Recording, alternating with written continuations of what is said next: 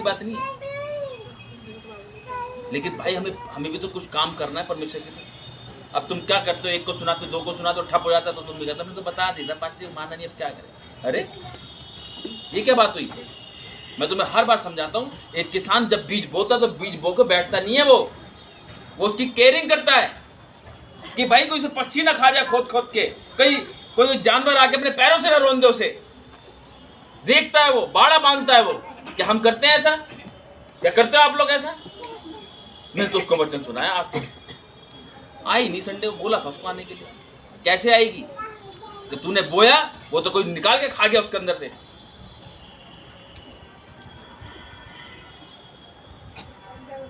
जिस दिन आप अच्छा बीज बोएंगे और उसके लिए प्रार्थना करेंगे बोझ के साथ, देखो वो आत्मा जरूर बचेगी यीशु के नाम से।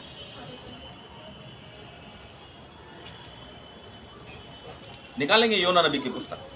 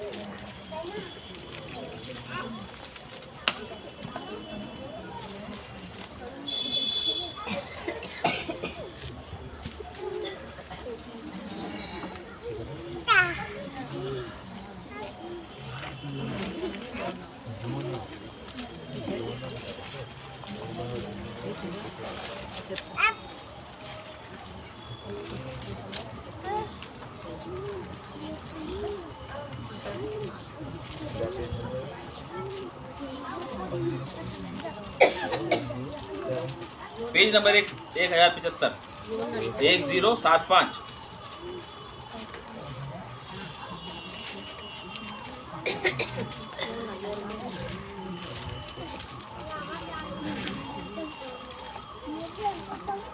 निकाल लिया सबने? सामने की तरफ देखेंगे। 1700 1075।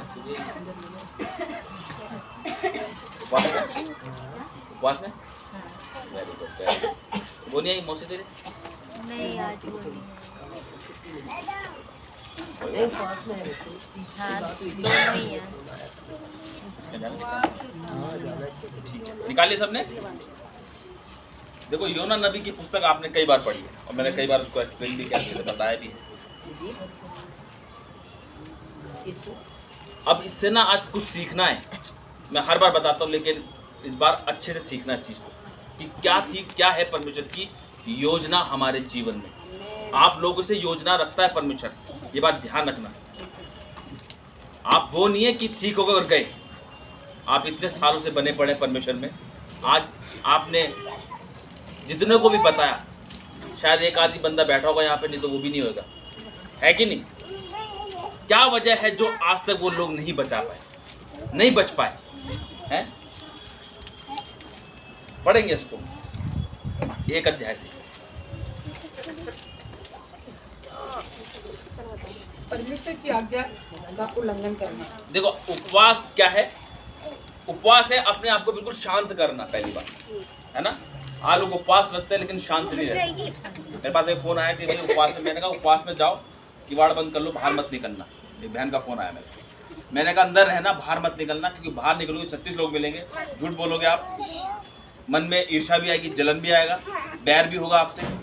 तो इससे बढ़िया बाहर ना जाके घर में रहो और चुपचाप से क्या करो? प्रार्थना करो। प्रार्थना का प्रतिफल आपको जरूर मिलेगा। हालेलुया। और जब हम प्रार्थना करते हैं ना, तो परमेश्वर हमें बताता है कि हमें क्या करना है। आज आप प्रार्थना करते हैं और आप तक परमेश्वर की आवाज़ पहुंच पाती नहीं पहुंच पाती, वो मुझे नहीं पता कि आप परमेश्वर की आवाज़ को सुनते हैं कि नहीं सुनते। क्योंकि परमेश्वर जब हम बात करते हैं ना परमेश्वर, तो परमेश्वर भी हमसे बात करते हैं, लेकिन हम उसकी आवाज़ को नहीं सुन पाते। अगर आज आप सुनते तो आज परमेश्वर के कार्य को करते आप। आज अगर सब जने परमेश्वर की आवाज़ को सुने ना, तो हर एक व्यक्ति कम से कम तो 50-60 बंदे लेकर आए हर दिन, हर संडे। हालेलुया। अब वो कैसे होगा? जब हम परमेश्वर की आज्ञा को मानेंगे तभी तो हमारे जीवन में परमेश्वर काम करेगा, है ना? आज हम क्या कर रहे हैं? परमेश्वर की आज्ञा का उल्लंघन कर रहे हैं, जैसे योना नबी ने किया कि नहीं किया, है ना? यहाँ पे परमेश्वर के वचन में लिखा कि योना को परमेश्वर ने आज्ञा दी कि तू कहां जा? नीनवे को जा। लेकिन वो कहां चला गया? तर्शीश को चला गया। उसने कहा संडे को प्रार्थना में, तो संडे को प्रार्थना में जाके कहां जा रहे? शादी में जा रहे, पार्टी में जा रहे। नहीं, ये आज्ञा का उल्लंघन है ये। अगर आपको वचन स्मरण आया कि भाई मेरे विश्राम दिन को अपवित्र मत करो। अभी योना जो था उसको परमेश्वर ने कहा कि बेटा, अब देखो उसको परमेश्वर ने कैसे बात करी, वो भी परमेश्वर ने आवाज बोली, उसको सामने नहीं आया परमेश्वर उसके। आज हकीकत बता रहा हूँ, आज शैतान ने क्या कर रखा? कानों को बंद कर रखा ताकि परमेश्वर की आवाज आपके कानों तक ना पहुंचे।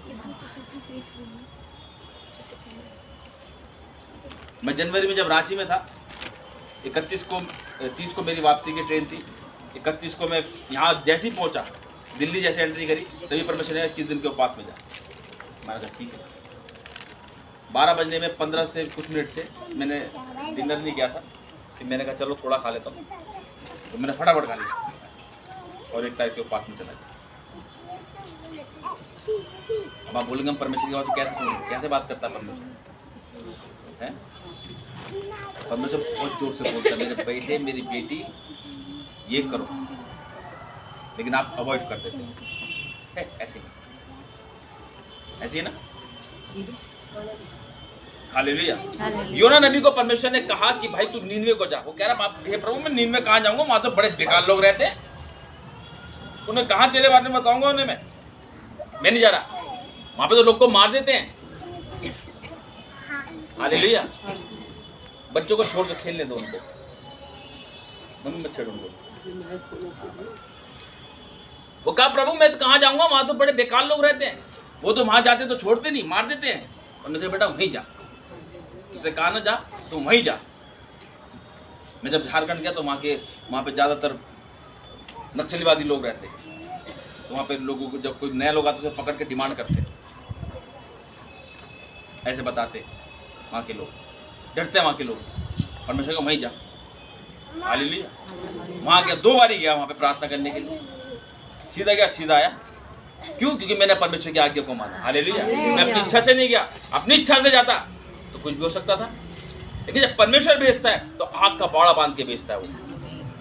आज हम कहीं भी चले जाते हैं किसी को बताने के लिए, पहले प्रार्थना तो करो, उसको बताने के लिए, समझाने के लिए। देखो कैसे उसका जीवन बदलेगा परमेश्वर। हमारा काम है बीज बोना, बढ़ाना घटाना उसके हाथ में। आप ये मत सोचो कि उसको बता दी वो आ क्यों नहीं रहा, वो जा क्यों नहीं रही। अरे करने वाला परमेश्वर है, वही लेकर आएगा। योना का भेजा, लेकिन उसने क्या कर दिया? आज्ञा का उल्लंघन कर दिया। एक की वजह से पूरा घराना उद्धार पाता है, और एक की वजह से ही पूरा घर नरक बन जाता है। होता कि नहीं होता? एक ही व्यक्ति होता है जो पूरे घर को सर पटा के रखता है। डरने लगते हैं लोग, अबे यार कहीं क्लेश ना कर दे, कहीं आके क्लेश ना कर दे। होता कि नहीं होता? योना नबी को जब परमेश्वर ने आज्ञा दी तो तर्शीश को भाग के क्या करो, जहाज में चढ़ गया। और जब वो जहाज में चढ़ा, वो जहाज भी क्या हो गया? डामाडोल होने लगा, है? लहरें आई इसके ऊपर। उसने कहा भाई विपत्ति कहाँ से आ गई? होता ना घर के अंदर कोई बाहर से व्यक्ति कुछ दिन रहने लगे ना और समस्या आने लगे, अरे जब से आई ना, जब से आया ना तब से ऐसे हो रहा है, तब से ऐसी हो रहा है, अरे इसको भगाओ, है ना? अंधविश्वास, है ना? होता ही नहीं होता? ये कौन आ गई है? इसको भगाओ यार, जब से आइए घर में कलेश ही हो रहा है, अच्छे खासे सही चल रहे थे, सब बीमार पड़ गए, जब से आइए, जब से हुआ है? और कोई अच्छा व्यक्ति, हाँ जब से वो आया ना भाई तब से तुम्हारे दिन पलट गए। अरे हालेलुया। ऐसे होता ना, लोग घबरा गए, यार ये तूफान कैसे आ गया हम पर, ये तूफान कैसे आ गया हम पर। आज हम उस व्यक्ति को गलत समझ लेते हैं। समझना इसलिए पड़ता है क्योंकि वो परमेश्वर की आज्ञा नहीं मानी उसने। अगर वो परमेश्वर की आज्ञा को मानता तो कोई समस्या नहीं आती फिर। लेकिन परमेश्वर ने क्या करा? उसने आज्ञा का उल्लंघन किया और जितने अंदर लोग बैठे थे मांझी लोग हैं सब ने उठा के उसको